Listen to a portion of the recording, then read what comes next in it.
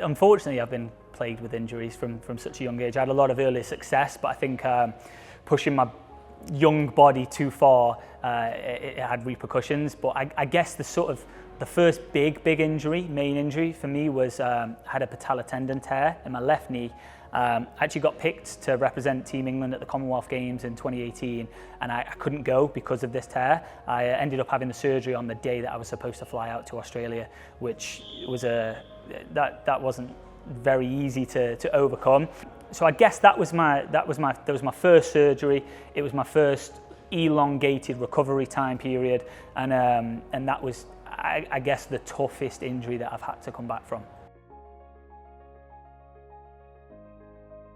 It never really changed my trajectory because I always knew that I wanted to compete at the Tokyo Olympics, and that was always going to be the goal. The surgery itself was, from date of surgery to competing, was going to be around about a 12-month recovery.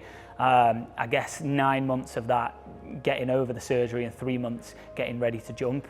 And it was, I guess, having that goal of making the Olympic Games in the following year, 2020, I came back in the 2019 year, really sort of spurred me on. I didn't really have great expectations for the 2019 year, coming back from such a big injury, but it just so happened to be, to this day, my best season yet. And I think that was because during that time period of being out with the surgery, we really focused on different areas of the body that may otherwise be neglected.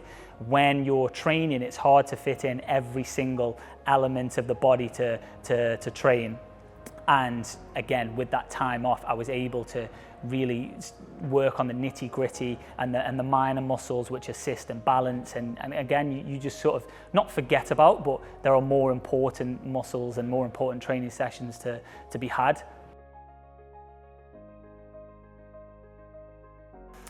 I guess staying, I wouldn't say motivated, I'd say disciplined.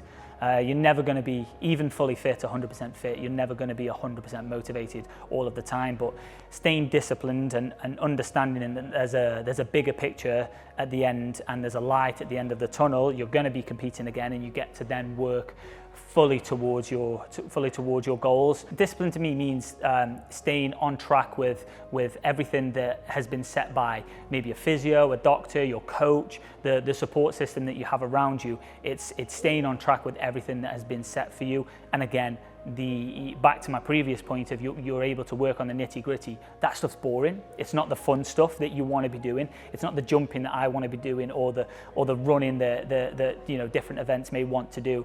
It's the boring isometric holds, and it doesn't feel overly challenging, but it's sticking with that day in, day out for whatever the recovery period may be. And I can't express the rewards that you reap post that.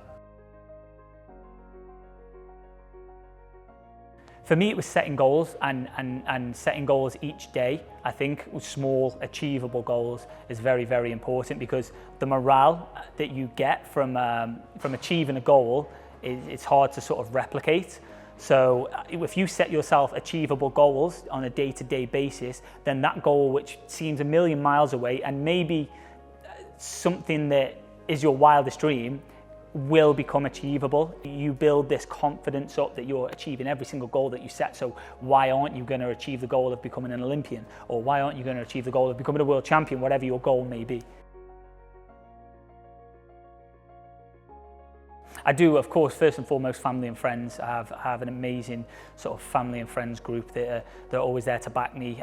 During that rehab period of the 2018 going into 2019 season, I was very, very close to quitting, but it's thanks to my family and friends that I actually stayed in the sport and then subsequently had the best year of my life. But not only that, I think not being on the lottery funded system for so many years, you have to build a relationship and put yourself around great physios, great soft tissue guys, great doctors, and build those relationships. So if you are on the system and you get dropped off the system, you have that support group around you. Or if you're never on the system, you have these people that want you to succeed just as much as you want to succeed.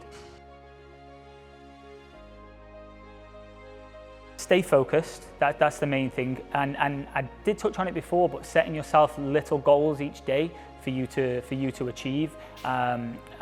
I think that really kept me sort of sane. Having the bigger picture is always great, and understanding where you want to be post injury and rehab, but if you can set yourself little goals each day that are very, very manageable for you to go out and achieve it, I can't explain the confidence boost it gives you each day to keep focused, keep working, and you stay disciplined, and you're ready to go the next day to achieve the next day's goal.